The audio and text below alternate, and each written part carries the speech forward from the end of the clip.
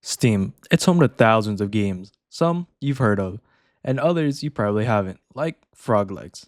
How did I come across it? Well, my friend said Kesa played it, so I should as well. I immediately bought the game to see what it was about, and now I'll explain to you what Frog Legs is and my thoughts about the gameplay. This game was going to be a part of another video I'm also working on where I checked out mixed reviewed games on Steam, so if you want to see that as well, hit the subscribe button.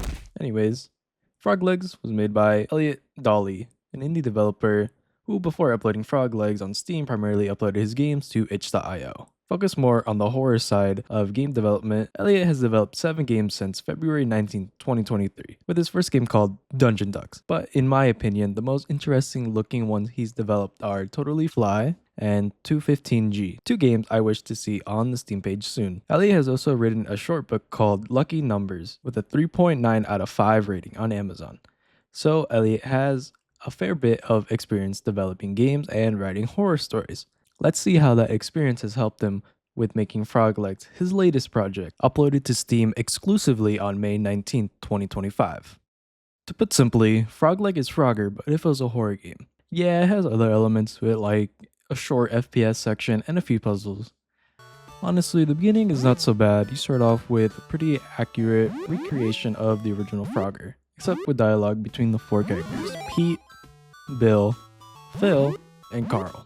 They have a short conversation about wanting to cross the street and debating if it's a good idea or not. Eventually, all the frogs do decide to cross the street, and everything seems normal until you play as Bill, where all the obstacles speed up to a point where it's impossible to even get past the first lane. That's when Bill is killed, and the 3 remaining frogs stand in horror as their friend is killed. They move to a different area where they discuss how this happened and how to handle the situation. Carl proposes that they move to another dimension with the help of a portal, which just so happens to be close to the current area they are in. Forget about what happened here and start a new life. The portal opens right beneath them, and Pete, Phil, and Carl begin their new lives in the 3rd dimension, where the game quality goes downhill as well.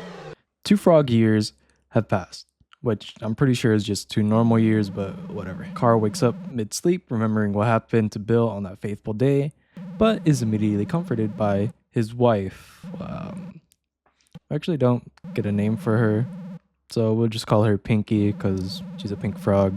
Pinky also tells us that the lights went off and we need to fix it quickly so they can get freaky. After solving a quick puzzle that I totally didn't spend a good 10 minutes figuring out or anything, the lights come back on and we head upstairs when all of a sudden, someone rings the doorbell. We check to see who it could be at this hour, but nothing's there. We somehow lock ourselves out. So we go around to use the back door, only for that door to also be locked. But at the same time, we also hear the doorbell ring again. We check who's ringing the doorbell from the outside since we're still locked out, only to get knocked out by this 2D demon frog. We wake up in a locked cell within a dungeon. We solve a few puzzles to escape.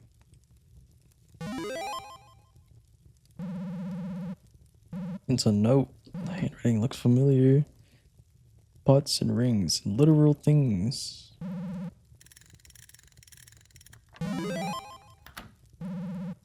Easy puzzle, easy puzzle. To a new room where we find Pete, Pinky, and Phil slowly being cooked alive over a fire. Pete poops out a 2D shotgun so that we can handle the demon frogs and save our friends. After shooting all the 3 demon frogs, a new Giga Chad demon frog appears, acting like a mini-boss. He's easily taken care of though, and we manage to free the other frogs. A few dialogues happen, and we encounter the portal that we use to travel to the 3D world open, and it's Bill appearing in front of us with some mechanical upgrades since all he lost that day were his legs. Bill wants revenge for us not properly checking to see if he was dead or not. So, with no other choice, we break his legs again. Blah blah blah, more dialogue, we forgive Bill, he forgives us, and the portal opens up again.